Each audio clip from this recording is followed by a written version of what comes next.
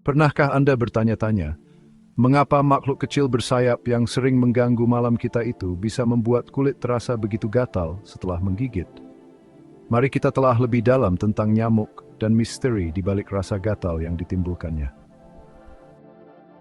Nyamuk, serangga yang termasuk dalam ordo Diptera dan famili Culicidae, memiliki lebih dari 3.000 spesies yang tersebar di seluruh dunia, dengan sekitar 176 spesies di antaranya dapat ditemui di Amerika Serikat. Beberapa nama genus yang mungkin sudah tidak asing di telinga Anda adalah Anopheles, Culex, dan Aedes. Keberagaman spesies ini menunjukkan betapa adaptifnya nyamuk terhadap berbagai lingkungan. Di kepala nyamuk terdapat sepasang mata majemuk, antena yang berfungsi sebagai indera peraba dan pembau, serta palpi. Tubuh nyamuk sendiri terdiri dari 3 bagian utama, kepala, dada, dan perut. Dilengkapi dengan sepasang sayap bersisik yang membedakannya dari lalat lain dan 3 pasang kaki yang panjang.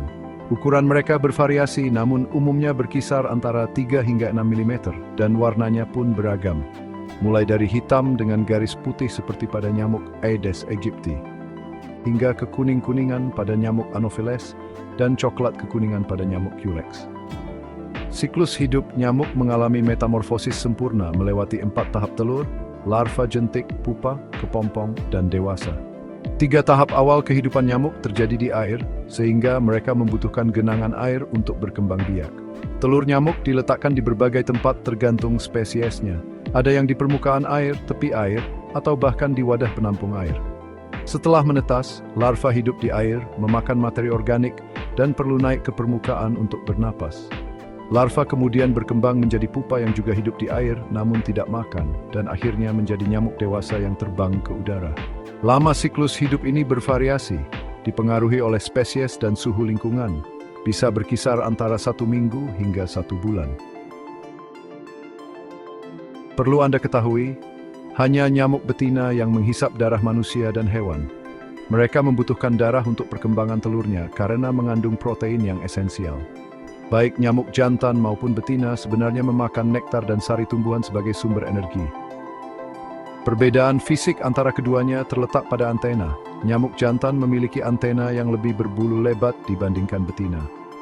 Selain itu, bagian pemulut nyamuk jantan tidak dirancang untuk menembus kulit, berbeda dengan nyamuk betina yang memiliki proboscis panjang untuk menghisap darah. Ada berbagai jenis nyamuk yang mungkin sering Anda dengar, seperti Aedes, yang dikenal sebagai pembawa penyakit demam berdarah dengue, virus Zika, chikungunya, dan demam kuning. Nyamuk ini sering aktif pada siang hari dan memiliki ciri khas kaki bergaris hitam putih. Kemudian ada Anopheles, vektor utama penyakit malaria, yang biasanya aktif pada malam hari dan sering hinggap dengan posisi miring. Sementara itu, nyamuk Culex dapat menularkan penyakit seperti virus measles-encephalitis Jepang dan filariasis dan umumnya aktif di malam hari. Lantas, bagaimana sebenarnya nyamuk menggigit kita? Nyamuk betina menggunakan berbagai isyarat sensorik untuk menemukan inang, seperti karbon dioksida yang kita hembuskan, panas tubuh, bau badan, gerakan, dan warna gelap. Untuk menghisap darah, mereka menggunakan proboscis, sebuah struktur kompleks yang berisi beberapa stylet seperti jarum. Saat menusuk kulit, nyamuk betina menyuntikkan air liur melalui hipofaring. Air liur ini mengandung antikoagulan untuk mencegah pembekuan darah, sehingga nyamuk dapat terus menghisap darah. Nah, disinilah jawaban mengapa gigitan nyamuk terasa gatal. Air liur nyamuk mengandung berbagai protein dan enzim. Rasa gatal yang kita rasakan sebenarnya adalah reaksi alergi tubuh terhadap protein-protein asing ini. Sistem kekebalan tubuh kita mengenali protein tersebut sebagai ancaman dan melepaskan histamin.